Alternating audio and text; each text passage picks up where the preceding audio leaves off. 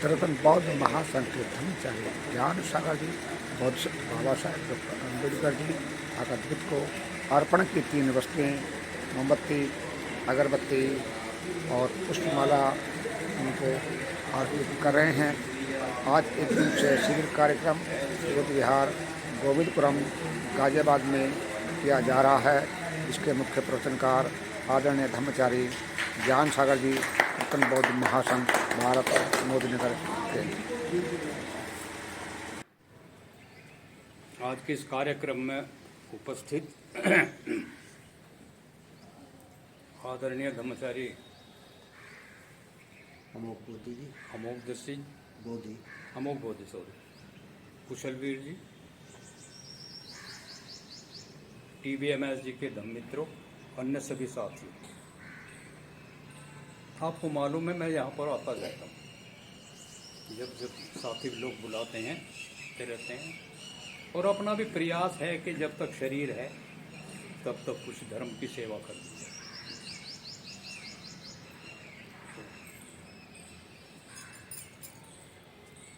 मैं आज एक ऐसे विषय पर चर्चा करना चाहता हूँ जिस पर लोग चर्चा नहीं करते।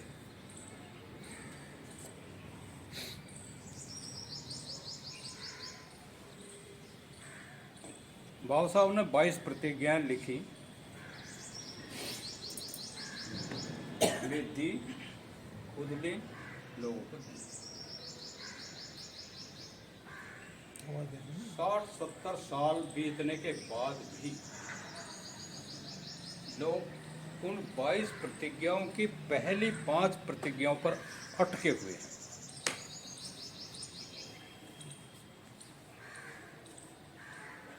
अटके हुए कैसे हैं? प्रतिज्ञा तो 22 है, लेकिन उन 5 में भी निगेटिव एस्पेक्ट पकड़ा हुआ है, नकारात्मक बातें पकड़ी हुई हैं। बाबा साहब क्या कहना चाहते थे ये तो समझे ही नहीं, उनकी निगेटिव बात करके आलोचना करते हैं। 22 प्रतिज्ञा सड़क पर भाषण देने की चीज नहीं है। 22 प्रतिज्ञाओं का सड़क पर प्रचार करने की बात नहीं है। ये तो अपने मन के अंदर की बात है। आप उसे मन से अंदर घर में बैठ कर मनन करें और उसको मान। लेकिन लोगों ने अब तक क्या किया? इसमें वरिष्ठ प्रवचनकर्ता, भाषण देने वाले भी जिम्मेवार तो वही, उनकी वजह से जो सेकंड जनरेशन, थर्ड जनरेशन, वो बात उन्होंने अपना ली, माइक पकड़ा और दूसरे धर्म के देवी देवताओं को, समाज को गालियां देनी शुरू की। मैंने यहीं पर बोलते हुआ एक को सुना, जिन्होंने बहुत बुरे शब्दों में अपनी बात कही।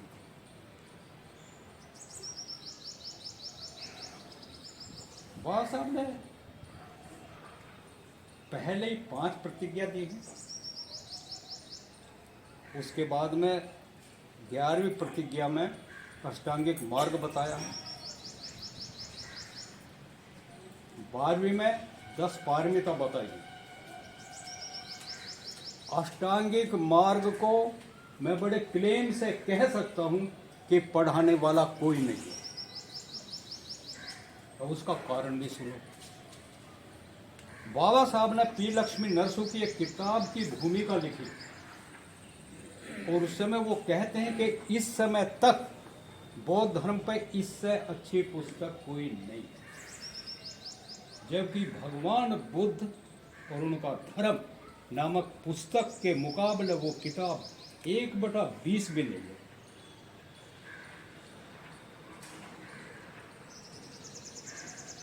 अष्टांगिक मार्ग भगवान बुद्ध और उनके धर्म में 3-4 पेज में, इससे ज्यादा है नहीं। तो पढ़ेंगे कहाँ से और पढ़ाएंगे कहाँ से? BSI के तो वो कोर्स में नहीं है। क्षमा करें मुझे वे लोग जो उससे जुड़े हुए हैं। भारतीय बौद्ध महासभा में अष्टांगिक मार्ग की कोई स्टडी नहीं है। ना उनके पास किताब है, ना किताब को पढ़ने वाला है। और वही सच्चा धर्म है। अगर इंसान को बौद्ध धर्म के रास्ते पर जाना है तो उसको अष्टांगिक मार्ग की स्टडी किसी के साथ करनी चाहिए। वो अपने आप नहीं सीख सकता, समझ सकता। उदाहरण के लिए सम्यक दृष्टि शब्द पर मैंने बहुत सारी किताबों के ट्रांसलेशन पढ़े हैं, सब ने गलत लिखा। वो लिखते हैं सम्यक दृष्टि का मतलब सही देख के पार करना, सही चलना, सही खाना बनाना। ये सम्यक दृष्टि नहीं है। सम्यक दृष्टि बहुत गहरा अध्ययन है, और जब तक सम्यक दृष्टि समझ में नहीं आएगी वो आगे का जीवन नहीं जी सकता और अष्टांगिक मार्ग को पढ़ नहीं सकता। अब फिर एक कहावत लागू हो जाती है कि जाका गुरु है आंध्रा चेला निपट निरंत, और ठेले ठेली पेल के दोनों को ऊपर। जिसका गुरु अंधा होगा चेला निपट अंधा हो जाएगा, और धक्के धक्के खा के दोनों कुएं में पड़ेंगे। और आज यही है, एक प्रणाली चल रही है हिंदू धर्म को गाली देने की। तिरपटक लंबा चौड़ा ग्रंथ है, भगवान बुद्ध ने तो किसी को गाली नहीं। बाबा साहब के सारे साहित्य को पढ़िए, एक मन वजन का लिटरेचर इंग्लिश का मेरे पास है। बाबा साहब ने तो किसी को गाली नहीं। फिर बाबा साहब का अनुयायी होने का दावा करने वाले लोग दूसरों को गाली कैसे दे रहे हैं? बाबा साहब तो महानायक हैं, और उन लोगों ने दूसरों को गाली दे देकर खलनायक बना दी। दूसरों के मन में द्वेष और ईर्ष्या, जलन पैदा कर दी। जब उनकी क्वालिटीज नहीं बताओगे, बाबा साहब की क्वालिटीज क्या थी, दूसरों को पता कैसे लगेगा? माइक पकड़ा और सीधा गाली देनी शुरू कर दी। एक बार पद्म सिंह जी के यहाँ बुद्ध पूर्णिमा मन रही थी, मैं भी इनवाइटेड था। जब मैंने कहा, मैंने संचालक को कहा, देखो भाई हम भी आए हैं यहाँ पर, दो बातों का डिक्लेयर कर दो। अपने समाज की हीन दशा का वर्णन कोई नहीं करेगा, नंबर 1। नंबर 2, हिंदू धर्म की कोई आलोचना नहीं करेगा। या तो बुद्ध की शिक्षाओं पर चर्चा हो, और नहीं जानते हो तो चुप बैठे हो।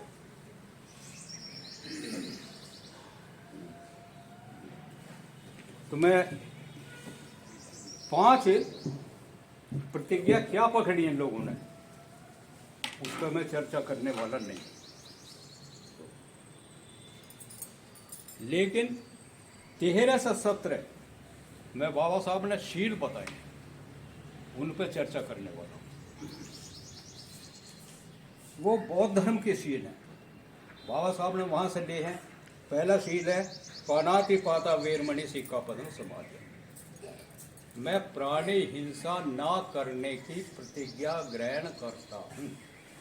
और प्राणी हिंसा का मतलब ये नहीं चाकू, छुरी, गोली, बल्लम, लाठी से ही हो।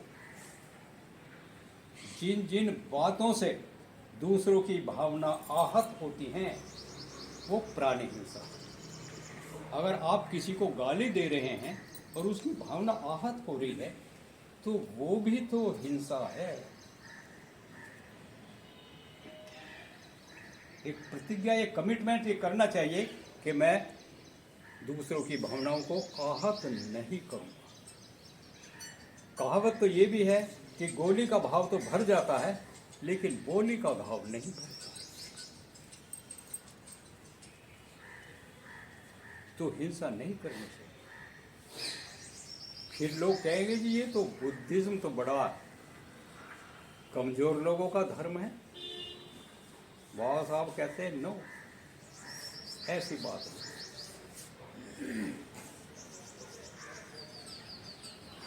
अहिंसा जैनिज्म का सिद्धांत है। जैनिज्म ये कहता है कि मैं अहिंसा का पालन करूंगा। बुद्धिज्म ये कहता है कि मैं हिंसा नहीं करूंगा। अब आप कसौटी कैसे रखेंगे? बाबा साहब कहते हैं अंग्रेजी की उनकी किताब में है, need to kill and will to kill. इसका क्राइटेरिया है ये, if there is need to kill you kill. आपके घर में सांप घुस आया, बच्चे बैठे हैं, तो वहां there is a need to kill. बच्चों को नहीं मारेगा तो आपके परिवार के बच्चों को मारेगा, अगर आप उसको नहीं मारोगे। तो कहीं ये नहीं है कि स्पष्ट तो क्या है, जो बाबा साहब का क्राइटेरिया है कि भाई need to kill and will to kill. और ये नहीं कि कमजोर सा आदमी आया तो 2 थप्पड़ मार के उसका सामान छीन लिया। ये विल टू किल है, विल टू किल नहीं होना चाहिए। आज भी देखिए जो बुद्धिस्ट कंट्रीज हैं, क्या वो किसी से कमजोर है?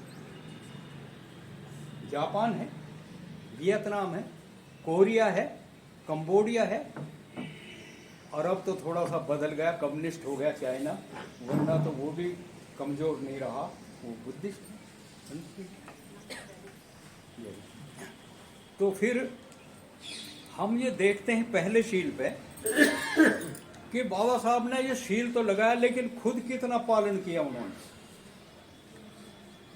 इसके 2-3 रेफरेंस हैं।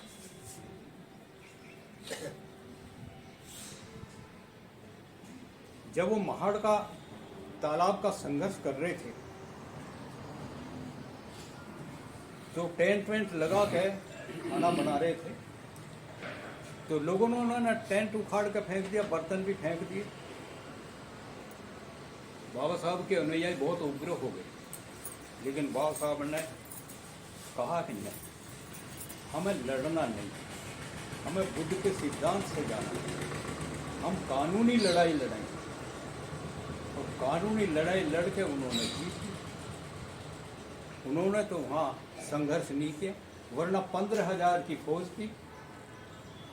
जिस जगह ठहरे हुए थे वहाँ तो आसपास में खून खच्चर हो जाता, ब्लड शेड हो जाता, लेकिन बाबा साहब ने वो नहीं किया। जीवन में खुद किसी को ना थप्पड़ मारा, ना किसी का थप्पड़ खाया। बाबा साहब की लाइफ हिस्ट्री पढ़िए, सारे इतिहास को पढ़ कर देखिए, उन्होंने किसी को गाली नहीं दी और गाली खाई भी नहीं। बाद में चाहे कुछ कहते रहो उनको। What Congress and Gandhi have done to the untouchables, ये किताब उन्होंने लिखी और गांधी जी के जिंदा रहते हुए वो किताब गांधी जी को दे दी उन्होंने। और उस किताब में एक सेंटेंस लिखा है, an open enemy is better than treacherous friend like Gandhi. Gandhi जैसे धोखेबाज दोस्त से खुला दुश्मन अच्छा होता है, ये बात लिखी। एक सेंटेंस लिखा है, Gandhi is a open danger to the country.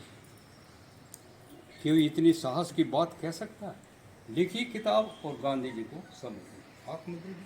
ये पढ़ो, तभी तो इस किताब का हेडिंग है, what Congress and Gandhi have done to the untouchables. तो कहने का मेरा आशय ये है कि बाबा साहब ने जीवन में कभी हिंसा का सहारा नहीं लिया, किसी को सता नहीं, और उनके मन में मैत्री और करुणा थी। उसकी वजह से चाहे तो महाड़ की कॉन्फ्रेंस कर रहे हैं, चाहे RTC में भाषण दे रहे हो, चाहे बुद्ध एंड हिज धम्मा लिख रहे हो, चाहे नागपुर में दीक्षा ले रहे हो, उनका उद्देश्य केवल एक ही था कि लोगों को अच्छा रास्ता कैसे दिखाया जाए, इस पर वो काम कर रहे थे। दूसरा शील है, अदिन्ना दाना वेरमणि सिक्का पद्म समाधि। मैं किसी की ना दी हुई चीज नहीं लूंगा, अर्थात चोरी नहीं करूंगा। ऐसा कहीं उदाहरण नहीं मिलता कि बाबा साहब ने कहीं चोरी की। इवन वो तो अकुशल तरीके से कमाया हुआ धन भी किसी का लेना नहीं चाहते। खुशवंत सिंह का आप नाम सुना होगा, उनके पिताजी का नाम सर शोभा सिंह था। शोभा सिंह कनॉट प्लेस बना रहे थे, कनॉट प्लेस का कॉन्ट्रैक्ट शोभा सिंह के पास था। शोभा सिंह ने बाबा साहब से कहा कि आप अपने लड़के को मेरे साथ पार्टनरशिप में लगा दो। तो ये राजनगर में रहते थे शास्त्री जी, उनको बुलाया बाबा साहब ने और कहा कि अर्लीस्ट पॉसिबल ट्रेन जो बम्बई को जा रही है उसमें बैठा के मेरे लड़के को भेज दो, वरना इतिहास में मेरा नाम गंदा हो जाएगा। दूसरा उदाहरण, आप लोगों ने, पता नहीं मुझे किसने औरंगाबाद देखा है, औरंगाबाद में मिलिंद कॉलेज है। मिलिंद कॉलेज के प्रिंसिपल थे चिटनी, बाबा साहब वहाँ ठहरे हुए थे, आज भी ऊपर कमरा बना हुआ है, उनका कुछ सामान रखा। चिटनीस गए कि बाबा साहब कोई व्यक्ति आया है आपको कुछ दान देना चाहता है। ये 1950 की बात है, मिलिंद कॉलेज 1950 में बन रहा था। बाबा साहब ने कहा उनसे पूछो वो कौन है। कहते जी वो 1 लाख रुपए दान देना चाहते हैं और दलीप कुमार उनका नाम। कीमत आके 1950 में 1 लाख रुपए की कितनी कीमत थी। बाबा साहब ने कह दिया ऐसे गाने बजाने वालों का पैसा हम नहीं लेते, का तो कुछ इलाज करो। चलो आप तो पक गए, अब ठीक ठाक हो गए, जो कुछ बनना था वो बन गए और बिगड़ गए हैं, लेकिन आने वाले बच्चों का तो भविष्य चाहिए। सुरा मेरे मद पद्मा ठाना वीरमणि सिक्का पदंग समा दिया। मैं कच्ची पक्की शराब का सेवन नहीं करूँगा। इसमें एक शब्द आता मद। मद प्रमाद को कहते हैं। धनवान, बलवान, बुद्धिमान, रूपवान, जितने ये सब हैं, अगर सबको एक जगह मिला दिया जाए तो उसको अंग्रेजी में इंटॉक्सिकेशन कहते हैं।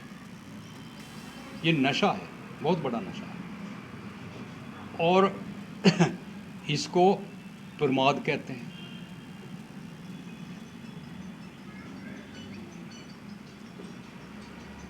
तो बाबा साहब ने न केवल नशीली वस्तु को छोड़ा बल्कि प्रमाद से भी दूर रहे। आप सब जानते हैं उनके ज़माने में, बाबा साहब के ज़माने में, बाबा साहब के स्तर का बुद्धिमान कोई था? पढ़ा लिखा इंटेलेक्चुअल कोई नहीं था ना। सिंबल ऑफ नॉलेज लिखा हुआ कोलंबिया यूनिवर्सिटी के गेट पर। फिर भी उनके मन में ये अहंकार नहीं था कि मैं बहुत बड़ा विद्वान हूँ। उन्होंने तो इस बात को कभी माना नहीं। एक बार ऐसे रास्ते से जा रहे थे, प्यास लगी, उन्होंने रत्तू से कहा कि रत्तू हमें प्यास लगी है, पानी का इंतजाम करो। रत्तू गए तो देख गए कि जी लोग ताड़ी तोड़ रहे हैं, कहो तो मैं लाऊं। बाबा साहब ने कहा ना, ताड़ी में भी नशा होता है और मेरा नाम बदनाम हो जाएगा। मेरा नाम बदनाम हो जाएगा कि ये लोग कहेंगे कि बाबा साहब भी नशीली वस्तु का सेवन करते थे। तो बाबा साहब ने नशीली वस्तु का सेवन नहीं किया और प्रमाद भी नहीं किया। आखिरी शिष्य जब बुद्ध अपने जीवन की गाड़ी को बांध बूंद के चला रहे थे और मृत्यु शैया पर थे एक तरीके से, तो अंतिम आदमी गया उनके पास। आनंद ने रोक लिया कि अब तो बुद्ध जाने वाले हैं, अब आप मत जाइए। कौन था वो आखिरी आदमी? है किसी को याद? सुभद्र नाम का व्यक्ति था। तो बुद्ध ने ओवर हियरिंग कर लिया और कहा कि आनंद उसको आने दो। आया वो, कहते जी मुझे भी कुछ आशीष वचन दो। तो भगवान बुद्ध ने कहा अप्रमादित होकर शीलाचरण करो। इस सेंटेंस में पूरा बौद्ध धर्म है। अप्रमादित होकर शीलाचरण करो।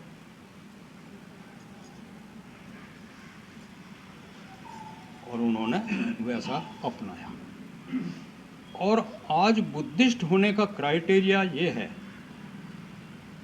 जब हम रोज कहते हैं बुद्धं शरणं गच्छामि, धम्मं शरणं गच्छामि, संघं शरणं गच्छामि, तो हमारे मन के केंद्र में बुद्ध धम्म संघ रहना चाहिए। बुद्धं शरणं गच्छामि का मतलब है मैं बुद्ध के जैसा बनने का की प्रतिज्ञा करता हूँ। और बुद्ध के जैसा कैसे बने? जब बुद्ध की शिक्षाओं का पालन करें। धम्मं शरणं गच्छामि, मैं बुद्ध की शिक्षाओं का पालन करूँगा। अब बुद्ध की शिक्षाओं में सबसे पहला आते हैं ये पंचशील, फिर आता है अष्टांगिक मार्ग, शील समाधि प्रज्ञा, ये सारी चीज आते हैं। और ये प्रैक्टिकल रूप में होना चाहिए। कोई आदमी कितनी किताब पढ़ता है, कितनी लिखता है, कितने भाषण देता है, दैट इज मीनिंगलेस, उसके कोई मायने नहीं है। यदि कोई आदमी शीलों का पालन नहीं करता है तो ही इज नो मोर बुद्धिस्ट। बहुत उसकी परिभाषा ये है, जो शरण गमन करता है वो बुद्धिस्ट है। और शरण गमन का मतलब होता है जो शीलों का पालन करता है। एक बार दूसरी शताब्दी में एक भिक्षु, बोधिधम्मा नाम का भिक्षु चाइना गया, और चाइना के राजा को एक शौक था कि जो भी आता था वो हमसे शास्त्रार्थ करते थे। तो उस राजा ने पूछा भिक्षु से, what is the basic teaching of Buddhism? बौद्ध धर्म की मुख्य शिक्षा क्या है? तो उन्होंने बताया।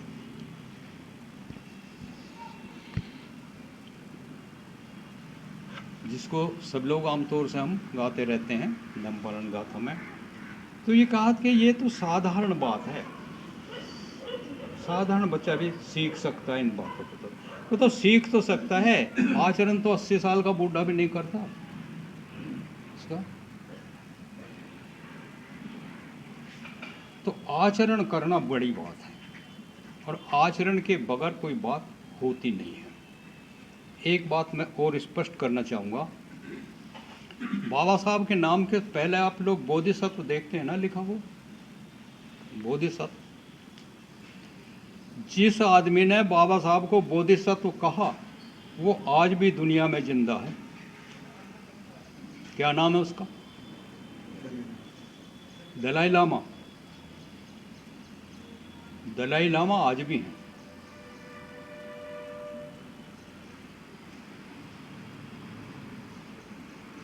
दो दिसंबर 1956 को मेहरौली के अंदर जो बौद्ध विहार है वहाँ पर एक कार्यक्रम था, और उसमें दलाई लामा ने बाबा साहब को बोधिसत्व कहा था।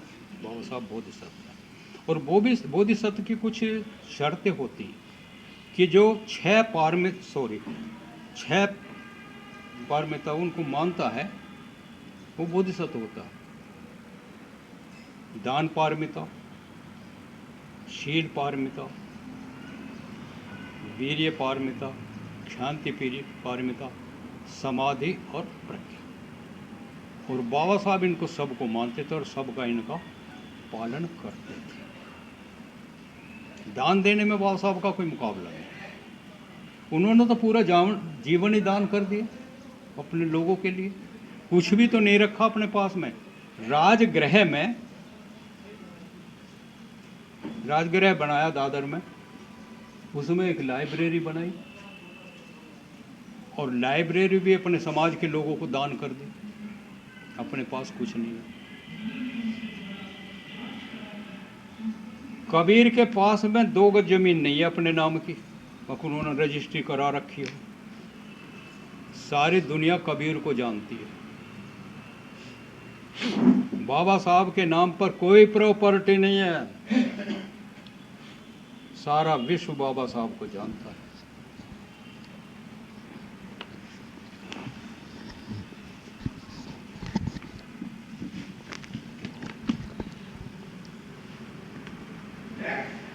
जो कुछ उनकी किताबें थी,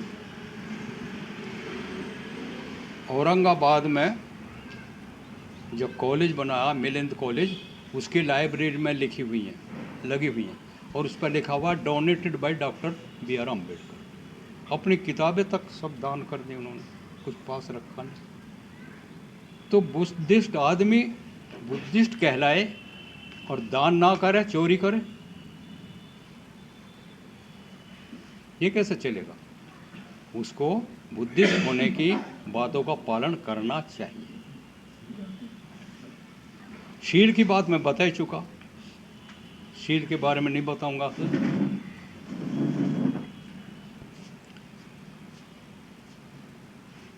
जीवन भर काम करते रहे।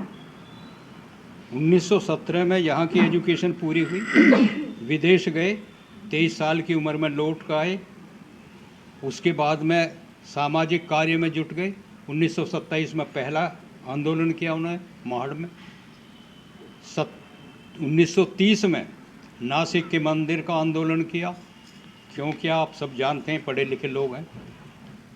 31-32 में लंदन की राउंड टेबल कॉन्फ्रेंस हुई, और कॉन्फ्रेंस में उन्होंने एक ही मसला रखा हुआ था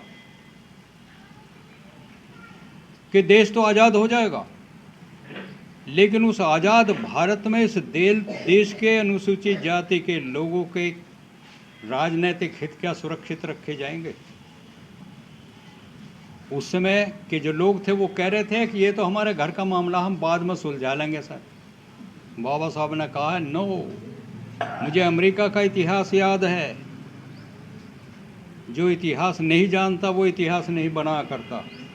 one who does not know history can not make history. Negroes लड़े, अमेरिका वाले नीग्रोज अमेरिका के साथ, देश आज़ाद हो गया, और उन्हें नागरिकता नहीं मिली, बहुत बाद में मिली। कहता मैं इस बात को कैसे मान लें आप लोगों की कि आप लोग हमें इसे दोगे? मैं नहीं मानने वाला हूँ इस तरीके से। युवा आंदोलन चलता रहा। 37 में एक बात उन्होंने कही कि जब तक हमारे लोग त्रिविध शुद्धि नहीं करते, त्रिविध शुद्धि, तब तक ये स्थायी प्रगति नहीं कर सकते। त्रिविध शुद्धि का मतलब होता है काया, वाणी और मन की शुद्धि। काया, वाणी और मन के 10 शील होते हैं। 3 काया के, 3 मन के और 4 वाणी के शील होते हैं, कि जब तक इन शीलों का हम पालन नहीं करते, हम तरक्की नहीं कर सकते। बुद्ध एंड हिज धम्मा किताब लिखी। कभी कभी मुझे बड़ा अफसोस होता है, थोड़ी सी मैं टीका करना चाहूँगा, वैसे तो बचता हूँ मैं आलोचना से बहुत, फिर भी करनी पड़ती है। बिना पढ़ा लिखा भिक्खु पीला कपड़ा पहन के बाबा साहब को उपासक कहता, बाबा साहब को उपासक कहता, और बाबा साहब के चित्र को भी लगाने नहीं देता। कहते वो तो साधारण उपासक थे। भगवान बुद्ध और उनका धर्म वो तो लिख के चले गए, तू पढ़ के ही दिखा दे। वो किताब ऐसी है, 3रे अध्याय से आ गए, अगर कोई गुरु नहीं है तो उसको पढ़ नहीं सकते। ऐसी ऐसी प्रश्नावली, कठिन शब्द हैं उसके अंदर। तो उन्हें ये समझ आनी चाहिए, सारी दुनिया उनको बोधिसत्व कह रही है, और तू बिना पढ़ा लिखा आदमी उनको उपासक कह रहा, और उनके चित्र को भी लगाने को मना कर रहा है। तेरी समझ में कुछ नहीं आएगा।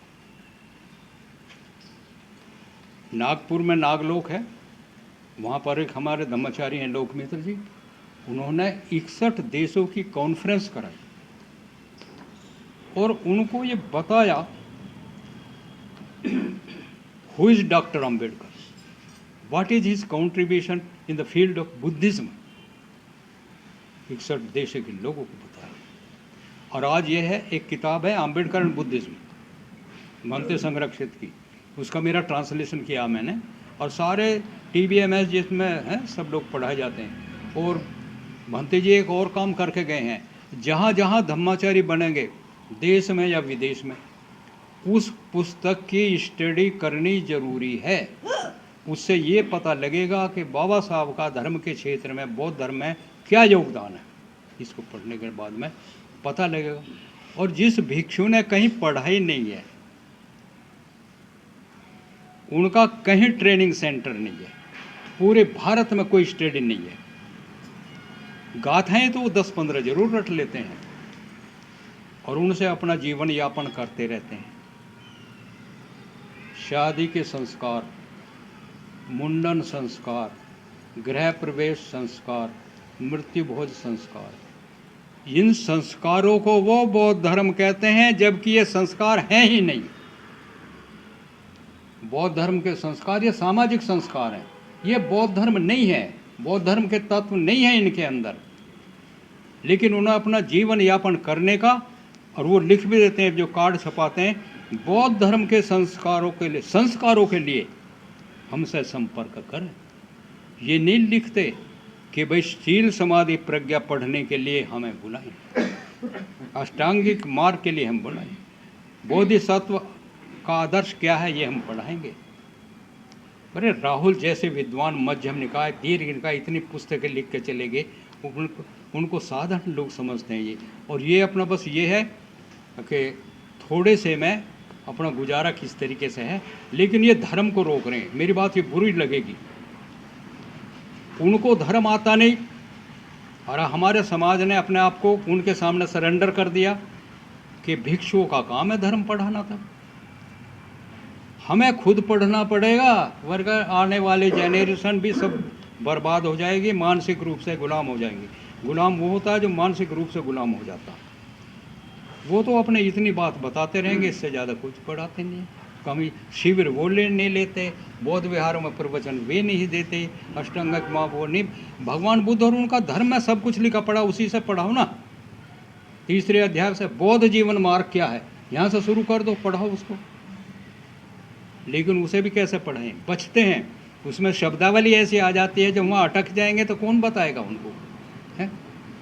इसलिए भाई मेरा निवेदन है कि अगर चाहते हो कि बाबा साहब के अनुयायी बने और हमारे आने वाले बच्चे कुछ सीखें, तो स्वयं सीखना शुरू करो। कुछ उनको गिफ्ट में दे जाओ, बच्चों को उपहार में दे जाओ, उसको उत्तराधिकार में दे जाओ, उनको उत्तराधिकार में धर्म दे जाओ। संपत्ति तो अपने आप बन जाएगी। जब आचरण बढ़िया हो जाएंगे, संपत्ति तो अपने आप बढ़ जाएगी। और जैसा कि आज देश में चक्र कहूँ या कुचक्र कहूँ जो चल रहा है, कि चाबी तो उल्टी बैठनी शुरू कर दी है। हमें इन बातों से बचना चाहिए, अपने बच्चों का भविष्य बनाना चाहिए। एजुकेशन की बात जहाँ तक है, 2 मिनट उस पर बात कर लेता हूँ मैं। एक क्रेज है पीएचडी करने का, महिलाओं का विशेषकर। आप कितने बढ़िया रिसर्च स्कॉलर हैं, आपके रिसर्च वर्क पे आपका गाइड सेटिस्फैक्टरी वर्क है नहीं लिखेगा। समझो इस बात को, क्यों नहीं लिखेगा। आप उनके अंगूठे के नीचे दबे हुए हैं। रिसर्च वर्क इज सेटिस्फैक्टरी नहीं लिखेगा, नहीं लिखेगा। या तो उसे पैसे से खरीदो या वो शारीरिक शोषण करो। और अब तो एक और कुचक्र चल रहा है। पहले पूरी यूनिवर्सिटी की एक सीनियरिटी लिस्ट बनती थी, उसमें कितने कैंडिडेट किस जगह निभते थे वो पता था। हाँ, कीर्तन की तो मंडली बना लिया, तो उल्टा हो गया। तो वो क्या संदेश दे रही हैं अपने इससे तो हमारी बिना पढ़ी लिखी महिलाएं अच्छी थी, जैसा समझा देते थे वैसा मान लेती थी भाई, और अपना सही जीवन उन्होंने जिया और उन्होंने बच्चे काबिल बनाए।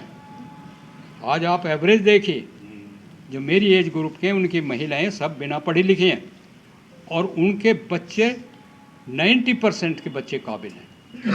और आज हस्बैंड वाइफ दोनों हाईली एजुकेटेड, और बच्चे आगे कोई नहीं सरकते, बच्चे आगे कोई नहीं सरकते हैं।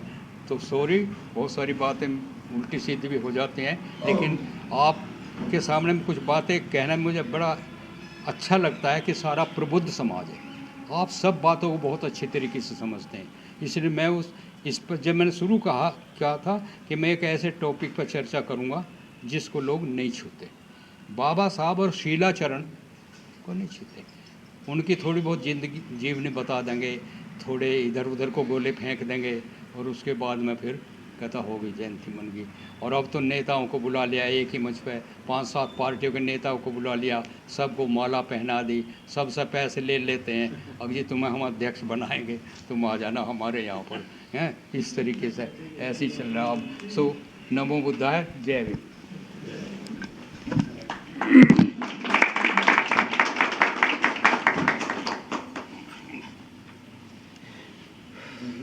धन्यवाद आदरणीय धर्मचारी ज्ञान सागर जी का हम आप सबकी तरफ से बहुत बहुत पुण्यनुमोदन करते हैं। आज ज्ञान सागर जी ने डॉक्टर बाबा साहब अम्बेडकर और शीलाचरण इस विषय पर बड़े ही विस्तार से व्याख्यान दिया है। 5 शील समझाए हैं कि किस तरह से बाबा साहब डॉक्टर अम्बेडकर जी ने अपने जीवन में शीलों का आचरण किया, उदाहरण दे करके बताया, जो ताड़ी है उसका उदाहरण दे करके बताया, और बताया कि आर्य अष्टांगिक मार्ग कितना हमारे जीवन में महत्वपूर्ण है। 10 पारमिताएँ, उनमें से जो 6 पारमिताएँ हैं जिसके कारण हम बाबा साहब डॉक्टर अम्बेडकर जी को बोधिसत्व कहते हैं, वो बोधिसत्व की 6 पारमिताएँ बताई। जो व्यक्ति उन 6 पारमिताओं को पूर्ण करता है, अपने जीवन में पालन करता है, उन पर खरा उतरता है, यानी कि जो 10 पारमिताओं का पालन करता है वो बुद्ध बनता है, और जो 6 पारमिताओं का पालन करता है वो बोधिसत्व बनता है। तो इस प्रकार 2 दिसंबर 1956 को परम पावन दलाई लामा जी ने बाबा साहब को बोधिसत्व की उपाधि से अलंकृत किया, और पूरा देश ही नहीं पूरा संसार बौद्ध जगत आज उनको जो है बोधिसत्व के रूप में देखता है, मानता है, जानता है। तो शीलाचरण को लेकर के बड़ा ही महत्वपूर्ण व्याख्यान रहा है आदरणीय धर्मचारी ज्ञान सागर जी का। मैं उनका अपने संघ की तरफ से, तमाम साथियों की तरफ से उनका बहुत बहुत पुण्यनुमोदन करता हूँ, उनका आभार व्यक्त करता हूँ, उनको धन्यवाद देता हूँ। और आप तमाम लोगों से अपील करता हूँ कि जो आज ज्ञान सागर जी ने हमें समझाया है, बताया है, हम भी उन चीज़ों को सीख करके, समझ करके उनका पालन करने का प्रयास करेंगे, तो हम सही मायने में बाबा साहब की धर्म क्रांति को आगे बढ़ाने में हम कामयाब होंगे। तो धन्यवाद। जय भीम।